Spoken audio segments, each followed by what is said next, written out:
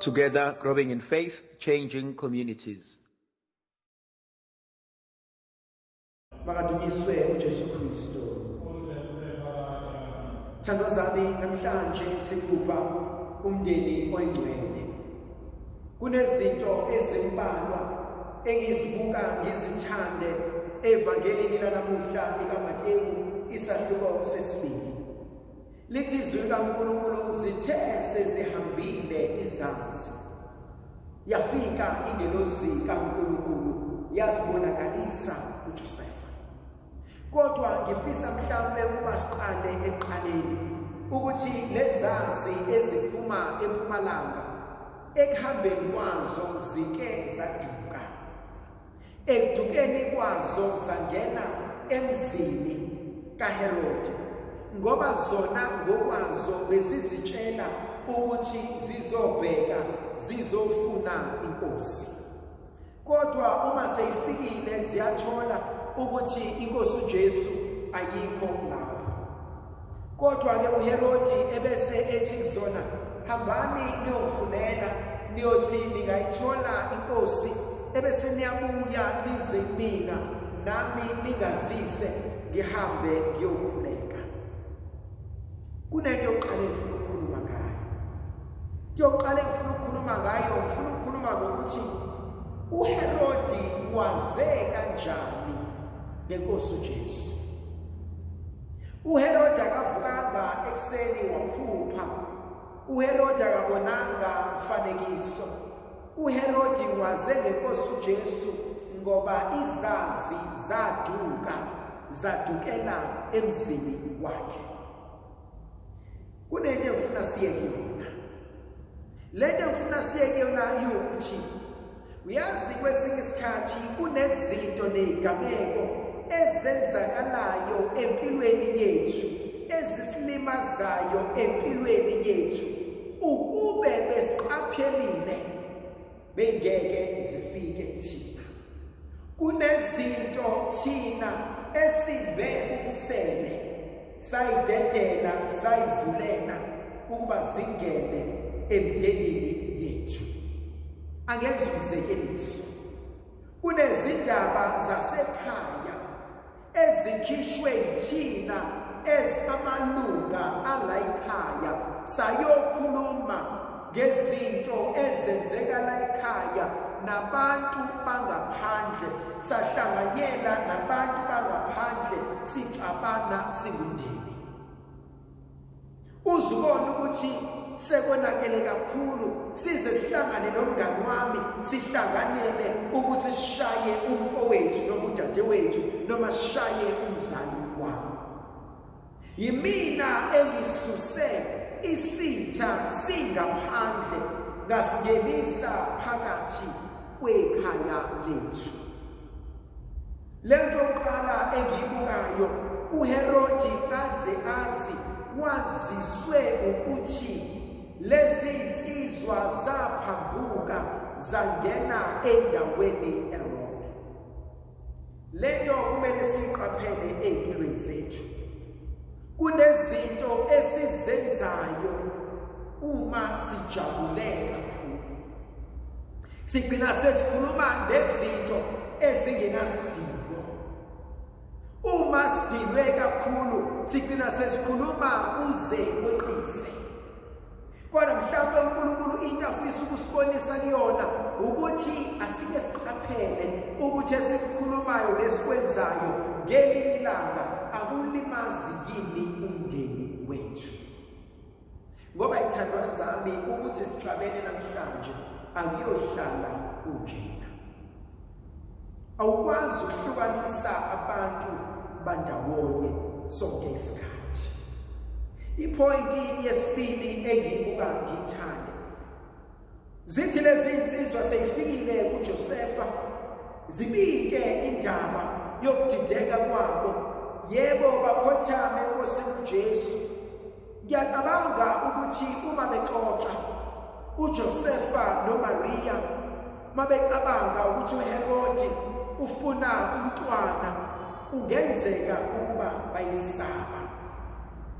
Ngibuka empilweni zethu angazi kwenzakalani empilweni yakho, angazi ulwaziphi iziphi emndenini wakho, angizazi izinto ezisabayo, angizazi izinto esezenzakele, angazi nje namhlanje kuseni uvuke ey'ndabeni ey'njani, angazi izolo ulale kunjani, angazi sizolala kunjani. Kodwa ngibuka umndeni ongcwele unovalo, unokwesaba, unokuthuthumela, wesabela impilo yayo, yesabela impilo kaJesu, wesaba ukuthi kungenzeka kanjani lokhu na. Uthi wesaba uphinde ungabaze. Kulula ungabaza amandla kaNkulunkulu uma izinto zingahambi ngendlela. Kulula ubuza ukuthi Nkosi sifike kanjani. Thandwa zami uyophela unyaka manje. Abanye bethu bebenamaphupho. Kuqala unyaka besiphupha amaphupho. Besinama plans. Namhlanje siyabuza ukuthi Nkosi sifike kanjani. Konke bekade ngicabangile, konke bekade ngiplanile sekushabalele. And so ukulula ukuyibuza nombuzo, kodwa ngiyamthanda uNkulunkulu othi beyibuza lo mbuzo ebesethi kunento kumele siqaphele, inkomba. Kumele uma sinesimo esinzima esibhekana naso njengabantu, njengomndeni, njengomphakathi, sibalekele lento yokuba nenkomba ukublame omunye. Bekufanele kuba yilona owenza ukuthi lona akakwenzanga ukuthi lento yenzeke ngokusibambane enje. Thandwa zami, siyazi ukuthi leyo nkonzo ayisizi, ayikaze futhi yasisiza. Baningi abantu sibablamile kodwa izinto ayishintsha. Ngithanda ukwenziwa ingelosi kaNkulunkulu. Iyafika izinto zibheda. Iyafika isimo sicinene. Ngimbona uNkulunkulu ethi kuJosefa, awuthatha unkosikazi wakho, uthatha umntwana nibaleke. Zuthu izinto ezivuka kumina. Eyokuqala, it is to take responsibility. Sekwenzeke konke, what am I going to do about it? Mina Nkosi ngizokwenzani ngalesi simo? Ngizosiguqula kanjani lesi simo? Ngizokwenza kanjani ukuba lento ibe yilokhu engifisa ukuba ibe khona? Thandwa zami, empilweni nasemhlabeni nakubantu, abantu bayosiza kodwa basoze basenzela zonke izinto. Ezinye izinto kumele sifunde ukuzenzela thina.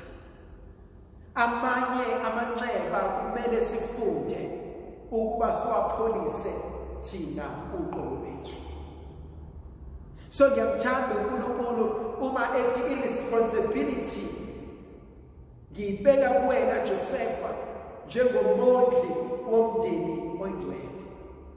Yebo uHerod ufuna ukumbulala, yebo izinto ayihambi kahle ekhaya, yebo isimo sahambi kahle emphakathini, kodwa wena ngokwakho, what are your responsibilities? Yini oyenzayo ezoshintsha? Yini oyenzayo ezokuqinisa? Thandwa zami, kulula ukuhlala phansi sigxeke wonke umuntu. Kulula ukuhlala phansi sikhangise. Kulula ukuhlala phansi sithi sikhathele. Kodwa uNkulunkulu namhlanje uthi masisukumeni, makube khona esikwenzayo ukuze sikwazi ukuguqula isimo. Point yami yesibili engiyithandayo ukufika kwengelosi, ithi ingelosi kaNkulunkulu balekela eGibhithe. Uthi obhala incwadi yesililo athi wena osusindile esinkembeni, athi baleka uye embushongweni uyocasha. Thandwa zami, wena ususindile, baleka. Ungavumi ukuhlatshwa yiva elilodwa kabili. Wena osusindile, ungavumi ukulimala. Siza umndeni wakho na usinde. uNkulunkulu somandla kube yena osinikeza ukukhali nokuhlakanipha nokukhalipha bokuqonda ukuthi izimo kumele zishintshwe. Kunenye inkonzo engiyibuka ngiyithanda. Ngesikhathi ingelosi ithi kuJosefa makaye eGibhithe, ngibona ingelosi ibiyisa endaweni ephephile. Ibalekile indawo ephephile. Where is your safe place? Uyaphi wena modinga ukubaleka? Uyaphi modinga ukuphumula? Kuvuka kumina inkonzo kaJesu esemkhunjini.